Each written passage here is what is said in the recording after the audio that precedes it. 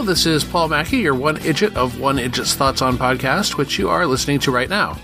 I spent this past Tuesday at the state capitol lobbying for public television, but otherwise it's pretty much been a run-of-the-mill week here in Duluth. Sub-zero lows and single-digit highs mean I'm not getting out a lot except for work. But I have had some time for older television, so let me tell you about Whiz Kids, Episode 13, Maid in the USA, originally aired February 4th, 1984.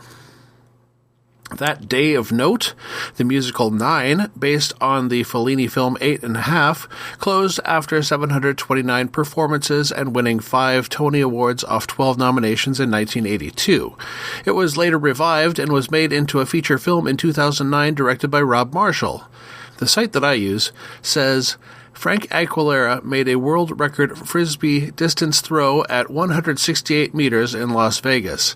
However, while I found reference to other distance throws by Mr. Aguilera, the Guinness organization currently recognizes Ross McCurdy for the world record distance throw at 47.85 meters, far short of that other throw. So I'm guessing the 1984 throw was not correctly observed or did not qualify due to failing to meet some sort of standard requirement. My guess would be that it was not thrown on level ground, probably from the top of a hotel. Also on this date, artist Patrick Nagel died of a heart attack at age 38. I think a lot of 80s homes had a Nagel poster or print somewhere in the house, or at the very least a copy of Duran Duran's Rio LP cover. At the American box office, top films included debuting at number 5, Weekend Pass, number 4, Never Cry Wolf, number 3, the debut of Reckless, number 2, Silkwood, and Terms of Endearment reclaiming the number 1 spot. The top 5 of the Billboard Hot 100 were number 5, Break My Stride by Matthew Wilder, number 4, Joanna by Kool and the Gang, number 3, Talking in Your Sleep by The Romantics, number 2, Owner of a Lonely Heart by Yes, and number 1, Karma Chameleon by Culture Club. Music Week in the UK reported, number 5 was also Break My Stride by Matthew Wilder, number 4, Radio Gaga by Queen, number 3, That's Living All Right by Joe Fagan, number 2, Girls Just Want to Have Fun by Cyndi Lauper, and number 1 continuing to be Relax by Frankie Goes to Hollywood, even as an article on the front page of the magazine notes it appeared for the last time ahead of the BBC ban on Top of the Pops. Alright, brief summary of Maid in the USA. Thankfully, I'm back to an episode from the French DVD set. Sadly, only this one and the next one are from that set. I'll be wrapping up the last 4 off someone's digitized VHS copy. This episode was directed by Max Gale, who plays Farley. We open with a shootout in an unspecified South American country. Isabel is shown to be a mercenary in the cause, only interested in the money. At the Adler house, Irene is having trouble getting Richie and Cheryl to pick up after themselves, and she wants to get the house nice as Mr. Adler is visiting that weekend. After the kids leave for school, Irene gets a phone call. She's won maid service, and June Lockhart as Mrs. Butterfield introduces Rosario, who will be there twice a week for a month as the prize. Mrs. Butterfield gives Rosario a stern look when Irene isn't looking, and when she leaves we see Rosario is actually Isabel the mercenary. Farley is about to go on vacation, but his editor declares that he is actually covering a conference on telecommunications in the Third World, with his vacation handily moving to next week, with the use of a pencil and eraser. We get a look at the list of guest speakers, and Don Adler is at the top, along with Emil Carranza, a presidential candidate in Costa Vieja, and others. Irene runs some errands, and Isabel drops the act, putting on some music and pulling out some phone bugging equipment. When Richie gets home, he nearly catches her in his room as she finishes bugging his phone. Irene thinks he's being rude, but Richie suspects she did something to Ralph. At the Butterfield mansion, Mrs. Butterfield hassles Isabel about reporting back to her like her other operatives, but Isabel is having none of it. Mrs. Butterfield has her henchmen try to straighten her out, but Isabel's switchblade stops that cold. It turns out Butterfield has all the maid staff for the conference hotel, but they needed Isabel for cleaning the Adler's house because Don is going to be staying there instead of the hotel. Mrs. B and Isabel argue more, and it's clear Isabel is expected to clear out when the work is done. Ham and Jeremy demonstrate their idea of comedy they might do at the talent show, but when Jeremy gets Ham with a pie in the face, Ham tries to chase him down. Richie looks on, semi-amused, but is distracted by clicking in his phone. Jeremy hides under the bed and finds an electronic listening device at the same time Richie finds the one in his phone. Farley comes over, and Richie shows the bugs they have found. They all head over to the burger barn to discuss the situation with theories over who's doing it. Farley says before he goes to Quinn, he wants to find out if the bugs are legal, and he needs to check with a friend who doesn't much like kids, so he needs to go alone. They'll meet back at the Gazette, but Richie says somewhat mischievously that they should tail Farley in the meantime. Farley goes to a fancy building with a sign that says the Athena Society. When they meet later at the Gazette, Farley says his source confirmed the bugs are not from any of the three-letter federal agencies, and Quinn will be by the next afternoon. However, none of the bugs are there the next afternoon, and Quinn is skeptical. Richie asks Irene if Rosario had been in that day, and she confirms it. Rosario is Richie's prime suspect. Irene also has to tell Richie that his dad had to cancel on coming to town and going to the conference.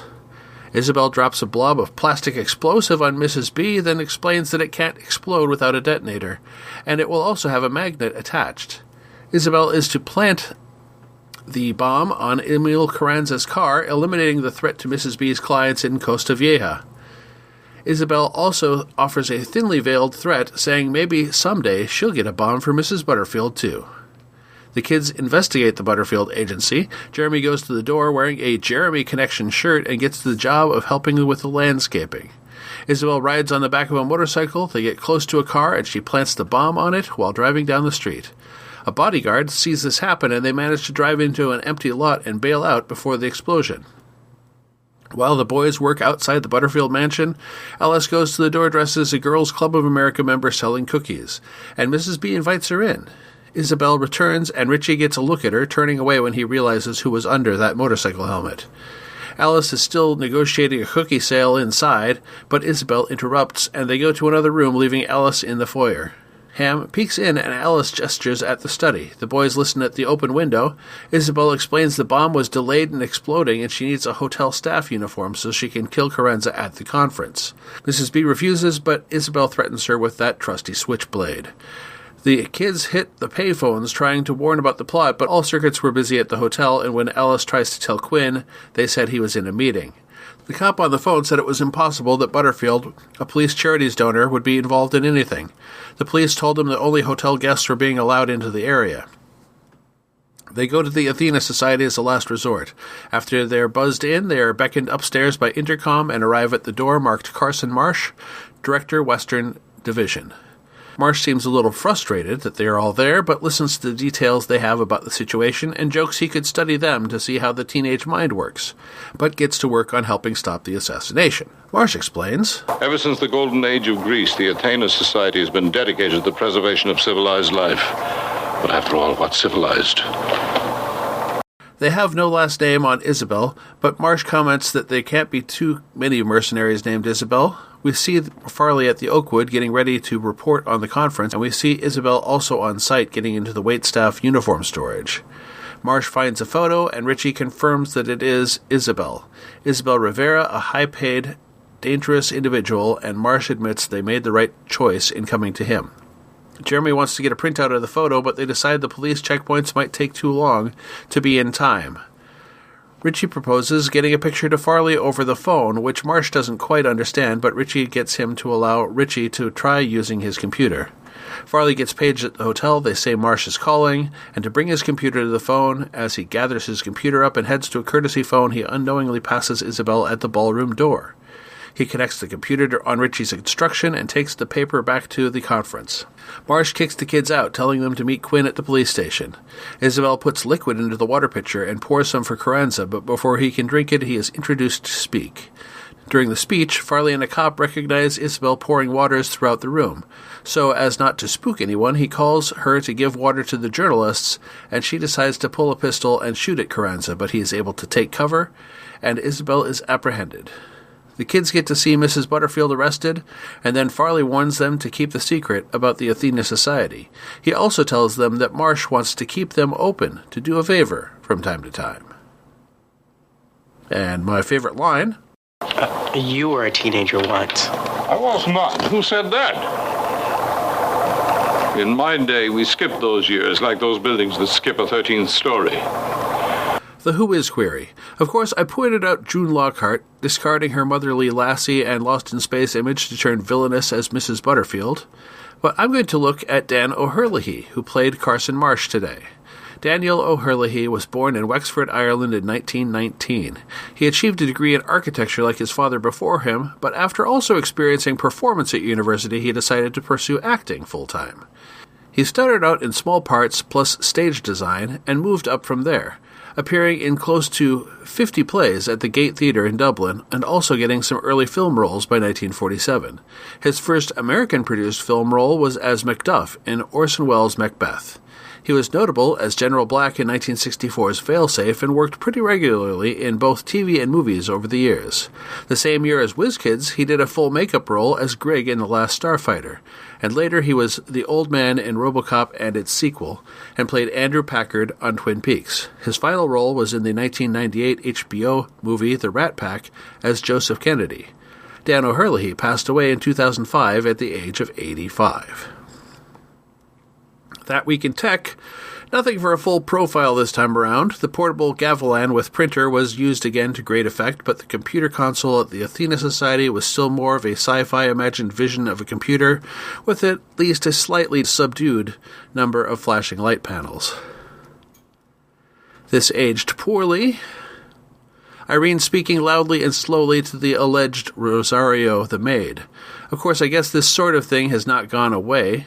And in this case, it was turned on its head a bit in that Rosario is actually a spy cover for Isabel, and she's using her Mark's cultural assumptions against them. Artifactoids. When Farley and later the kids go to the Athena Society, it's in a building that seems incongruous with the Southern California location. It looks a bit English Tudor, very ornate, and the inside features similar architecture with spiral staircases. This was not made up for just the purpose of this production. It is an office building on Riverside in Sherman Oaks, and it still looks very much the way that it did in the show. While one of the pages that I looked at says that it is a converted residence being used for offices, everything else makes it sound as though it was designed for offices to begin with, despite the spiral staircases. It was built in 1977, designed by architect Thomas Don Knott. What worked? Clearly they wanted to set up a different angle going forward, with the Athena Society directing the kids like Flag directs Michael Knight in Knight Rider, and I liked that. The adjustments toward an older audience at the later time slot were on full display here, but unlike the network, which felt far too dramatic and intense to fit in with a show, it works much better in this episode. I liked that the tech solution in the episode was very possible, but probably felt very advanced to an audience in an average American home. A portable computer that could receive and print a photograph over a phone line? Amazing. What didn't work? I had a little bit of a hard time believing a rich lady who runs a domestic labor placement agency would hire a kid off the street to do the landscaping, and the climactic conference showdown was a little too quick and simple, and it felt rushed. So next time is Whiz Kids episode 14, The Lollipop Gang Strikes Back. Happy hunting! You've been listening to the One Idjit's Thoughts On podcast, produced by Paul Mackey in association with Nimlas Studios. Any short clips of audio from shows is included under fair use for commentary purposes, and copyright for that content remains with its original copyright holders. The theme song is Too Good by Jack Mangan and is used by his generous permission. One Idjit's Thoughts is produced under a Creative Commons Attribution, Non-Commercial, No Derivatives 4.0 International License. You can find more episodes of this podcast and many other fine podcasts at nimlas.org. You can contact me by emailing idjitcastpodcast@gmail.com or commenting on episodes at nimlas.org.